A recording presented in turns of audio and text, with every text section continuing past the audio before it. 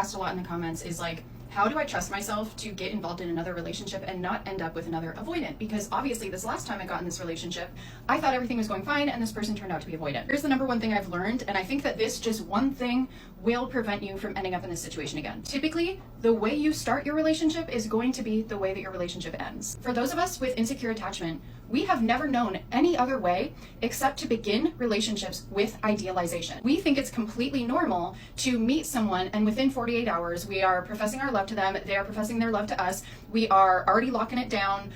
It is this very magical roller coaster ride where everything is perfect and everything is magical and everything is going to be perfect for the rest of time, and we have met our soulmate and our twin flame. Unfortunately, this is idealization. This is what insecure attachers do, because when we are going into relationships, we are coming from a place of lack. We are not coming from a place of security where we are looking for someone to just add to the happiness that we already have. We are coming from a place of emptiness. We are wanting someone to kind of complete us or to fill the emptiness that we have in our lives. If you think about the beginning of the relationship with your avoidant ex, it probably looked a lot like this. The two of you met and you instantly fell in love. You instantly fell into this idealization phase where you were probably fucking a lot and everything seemed perfect and both of you were like, oh my God, we're the perfect match, everything is great, and it probably moved really quick. The problem with starting out a relationship with idealization is that it's also going to be the same way that the relationship ends. So let me explain that. When you are idealizing someone and they are idealizing you back, neither of you are actually showing up as like your real authentic selves. You are showing up as your best self, the part of you that you want to show off in this honeymoon stage. Both acting obsessed with each other, you are literally like putting off everything else in your life so you can hang out with them. Like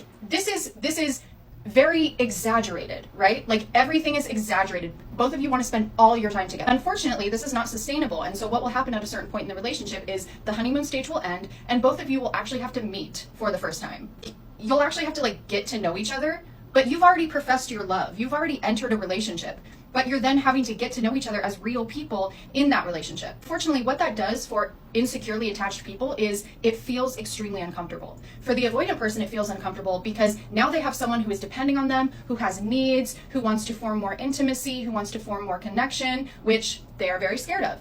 It's uncomfortable for the anxious person because now we have someone who is not obsessing over us anymore, who is not dropping everything in their life to be around us, who seems like they actually have other things going on, and we are starting to need a lot more reassurance. Then what happens is because there was never an actual foundation formed from the very beginning of the relationship, the two people start to go like this.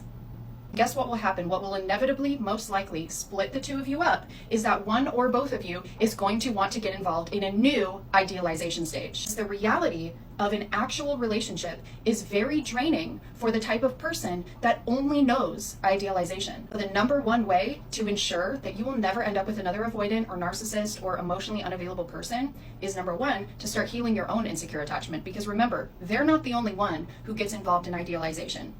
You also do, most likely. And number two is to start looking at relationships from a more secure place. When you meet someone, you want to take a substantial amount of time to get to know this person, like without jumping into a relationship, without jumping into, sex and all these things very immediately, really taking the time to get to know them in many different circumstances, seeing how they are with their family, seeing how they are under pressure, seeing how they are when something goes wrong, seeing how they can be consistent or not consistent with you, seeing the ways they show up for you in real life.